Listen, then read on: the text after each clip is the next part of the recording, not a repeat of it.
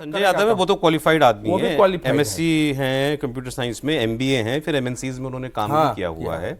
इनके पढ़ाई लिखाई के बारे में मुझे कोई डेटा नहीं मिला। इनके बारे में गूगल किया तो यही मिला कि इनके ऊपर इतने मामले हैं, ये जेल में भी रह चुके हैं, जो रासुका भी ससुर- गैंगस्टर एक्ट और रासुका लग चुका है। हाँ, क्या इनके फादर, इनके ससुर जी का क्या हुआ है? बेसिकली नेपाल से भारत में आईएसआई का जितना ऑपरेशन होता था उसमें बड़े हिस्सेदार थे, बड़ा रोल था इनका बलरामपुर में और उसके आसपास जो बॉर्डर के पास जो मस्जिदें बनी, मदरसे बने, ये इस सब में इनका बड़ा योगदान रहा। और क्राइम में उस इलाके में क्या होगा ये पुलिस या सरकार नहीं तय करती थी, वो तय करते थे। रिजवान, क्या नाम है इनका? रिजवान जहीर, पूर्व सांसद, 2 बार के सांसद और 3 बार के विधायक हैं। हाँ, तो इनके इलाके में अभी योगी सरकार बनने के बाद एक मर्डर हुआ। अच्छा, योगी जी ने कहा कि पता करिए, वहाँ के एसएसपी से कहा, दूसरे जो बड़े अधिकारी थे सब ने खोजा होजा, कहा कि नहीं इसमें रिजवान का कोई हाथ नहीं लगता है। तो उन्होंने कहा कि नहीं, मैं ये मान नहीं सकता। फिर उन्होंने लखनऊ से 2 सीनियर आईपीएस ऑफिसर भेजे कि आसपास में जहां ये मर्डर हुआ उसके आसपास जितने सीसीटीवी हैं सबका फुटेज खंगालो, और उसमें एक में मिल गया ये। अच्छा, उसके बाद उन्होंने कहा कि उसको उठा लो। अब वहां अधिकारी ही तैयार नहीं, दंगा हो जाएगा, लॉ एंड ऑर्डर की सिचुएशन हो जाएगी, उनका कुछ नहीं होगा, उठा लो।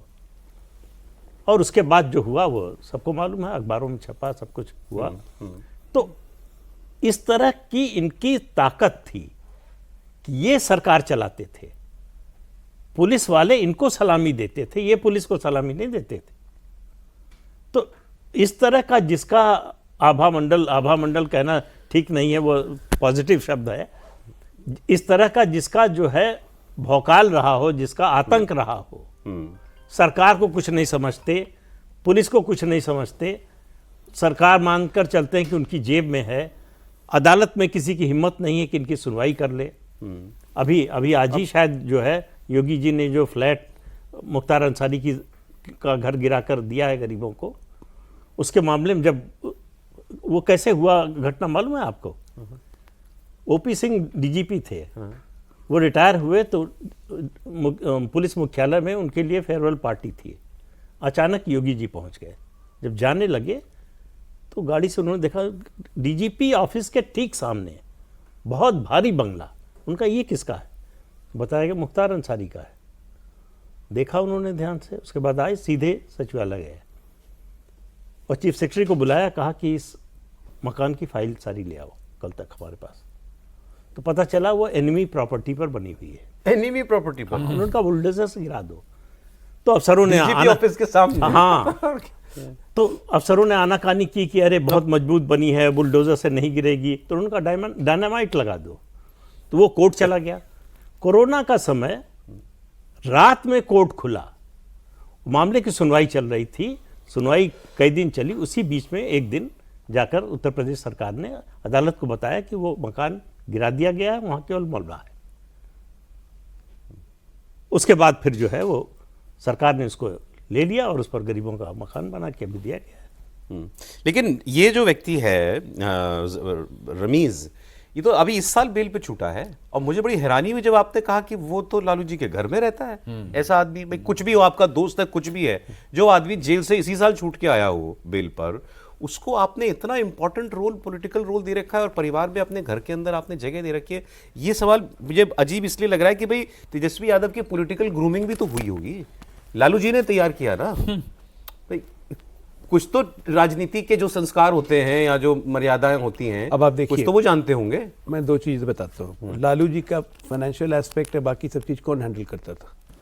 प्रेमचंद गुप्ता, लालू सांसद थे, जो सांसद थे। लालू जी की सारी क्रिमिनल एक्टिविटी या बाकी मैनेजमेंट, मुस्लिम मैनेजमेंट कौन करता था? शहाबुद्दीन। तो उसी आइडियोलॉजी में ये आ गया, प्रेमचंद गुप्ता की जगह संजय यादव, शहाबुद्दीन की जगह रमीज। क्या दिक्कत है?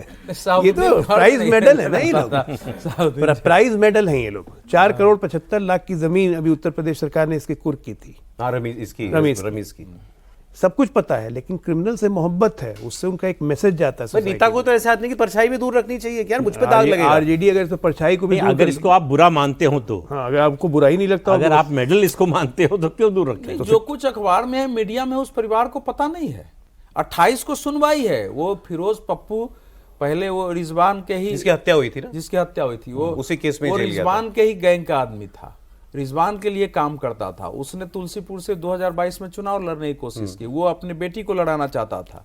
वो जिसके इससे शादी किया उसका चाचा भी है, मतलब उसका ससुर भी है और चाचा भी है रिजवान इसका। तो वो लड़ाना चाहता था, उसी में उसका मर्डर हो गया। हाँ, ठीक है। तो मर्डर के बाद की ये कहानी जो है बता रहे हैं, उस मर्डर में वो भी एक्यूज्ड है। बिल्कुल।